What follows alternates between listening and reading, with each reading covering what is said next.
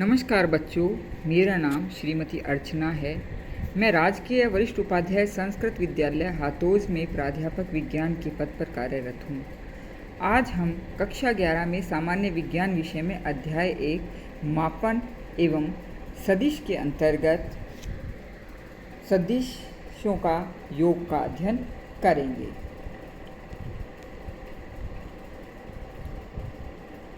सदिशों का योग। सदिशों का योग सदिशों के संयोजन से एक परिणामी सदिश ही प्राप्त होती है। सदिशों का संयोजन निम्न नियमों के आधार पर किया जाता है। सदिश संयोजन का त्रिभुज नियम, समांतर चतुर्भुज नियम, बहुभुज नियम। सदिश संयोजन का त्रिभुज नियम। इस नियम के अनुसार दो सदिशों को एक ही क्रम में त्रिभुज की दो भुजाओं से व्यक्त करें तो इनके योग का परिणामी सदिश विपरीत क्रम में तीसरी भुजा से निरूपित किया जाता है। जैसा कि इस चित्र में आप देख रहे हैं, ये एक त्रिभुज है। इसकी दो भुजाएं ए बी और बी सी हैं। इन दोनों भुजाओं से दो सदिश निरूपित हो रही हैं, पी और क्यू। इसमें जो तीसरी यहाँ पर विकर्ण आ रहा है, ए से सी भुजा को निरूपित जो कर रहा है, ये परिणामी भुजा है। यहाँ पर हम देखते हैं ए बी जो रेखा है, यानी कि पी की दिशा इस दिशा में है, इसी के क्रम में क्यू की दिशा है। जो परिणामी दिशा आती है वह विपरीत दिशा में है।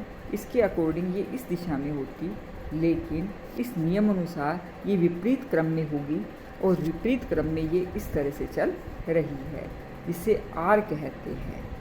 आर बराबर पी सदिश प्लस क्यू सदिश। इसे ज्यामिति विधि से सदिशों का योग कहा जाता है। यहाँ पर ए बी और बी सी भुजाएं सदिश पी को और क्यू को निरूपित कर रही है। अब आता है इसके अंतर्गत ही विश्लेषण विधि। तो विश्लेषण विधि भी इसी तरह की विधि है। इसमें भी वही त्रिभुज किया गया है और ए बी भुजा और बी सी इसकी परिणामी सदिश जो है आर, वह इसी तरह से निकाला जाएगा। इसके बाद आता है आपके तीसरा नियम, सदिश संयोजन का बहुभुज नियम। सदिश संयोजन का बहुभुज का नियम, जिसमें आप देख रहे हो जब एक से अधिक सदिशों का योग ज्ञात करना हो तो बहुभुज नियम का उपयोग किया जाता है। जैसा कि आप इस चित्र में देख रहे हैं कि यहाँ पर कई सदिश बता रखी हैं। ए सदिश, ये देखिए बहुभुज, बी सदिश दूसरी भुजा, सी सदिश तीसरी भुजा और डी सदिश चौथी भुजा। ये चार भुजाएं हैं बहुभुज में, और जहाँ पर बहुभुज को बंद किया जा रहा है, ये बंद भुजा करने वाली परिणामी सदिश को निरूपित कर रही है, जो कि इसकी विपरीत दिशा में है। बहुभुज को बंद करने वाली अंतिम भुजा विपरीत क्रम में परिमाण और दिशा में परिणामी सदिश को निरूपित करता है। जैसा कि आप देख रहे हैं, आर बराबर ए सदिश प्लस बी सदिश प्लस सी सदिश प्लस डी सदिश। बहुभुज के विभिन्न भागों के लिए त्रिभुज नियम का उपयोग कर परिणामी सदिश का परिमाण व दिशा ज्ञात की जा सकती है। चौथा है सदिश संयोजन का क्रम विनिमय नियम। इस नियम के अनुसार दो सदिशों के योग प्राप्त परिणामी सदिश पर इस बात पर प्रभाव नहीं पड़ता कि योग में पहले किस सदिश का चयन किया गया, कि ए प्लस बी लिया गया है सदिश या बी सदिश प्लस ए सदिश को लिया गया है।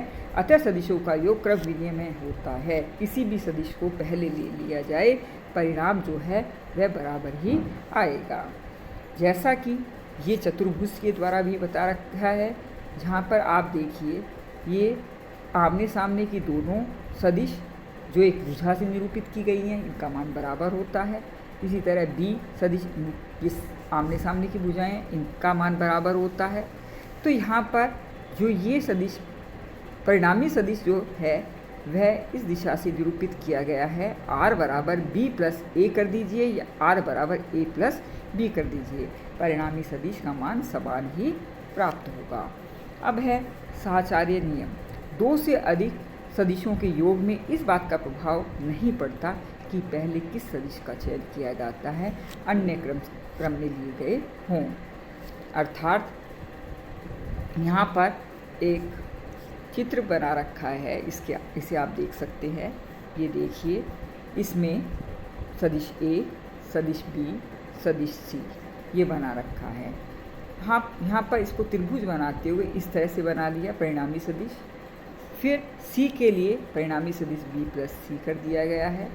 और आप देखिए ये ऐसे चल रहा, ये इधर, ये इस दिशा में, ये इस दिशा में, ये इस दिशा में।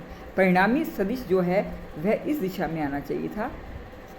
यदि हमारी दिशाएं वैसे चलती इस दिशा में चलती, लेकिन परिणामी सदिश जो आएगा वह विनिमय क्रम या विपरीत क्रम में होगा, तो इस तरह से चला आएगा। इस तरह से आ गया, ये देखिए ऐसे।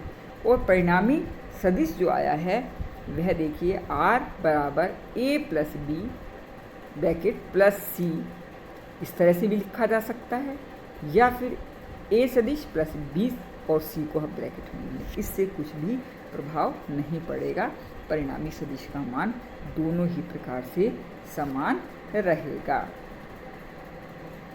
अब आता है सदिशों का व्यवकलन, सब्ट्रैक्शन ऑफ वेक्टर्स।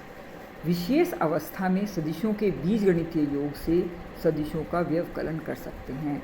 इसमें मूलतः एक सदिश से दूसरे सदिश को घटाते हैं, जैसा कि आप देख सकते हैं चित्र 1.13a। इसमें देखिए आप सदिश a और सदिश b। इसी तरह से b में सदिश a, सदिश b विपरीत दिशा में बना लिए गए।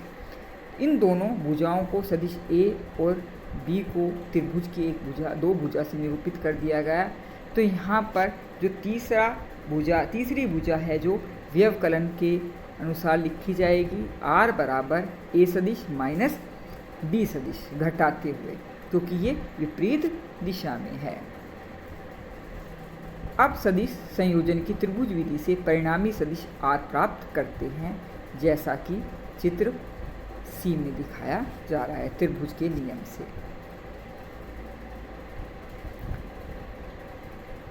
इसी तरह से यहाँ पर ये बता दिया, मान लीजिए यहाँ पर दो सदिश हैं p और q और एक राशि है अदिश।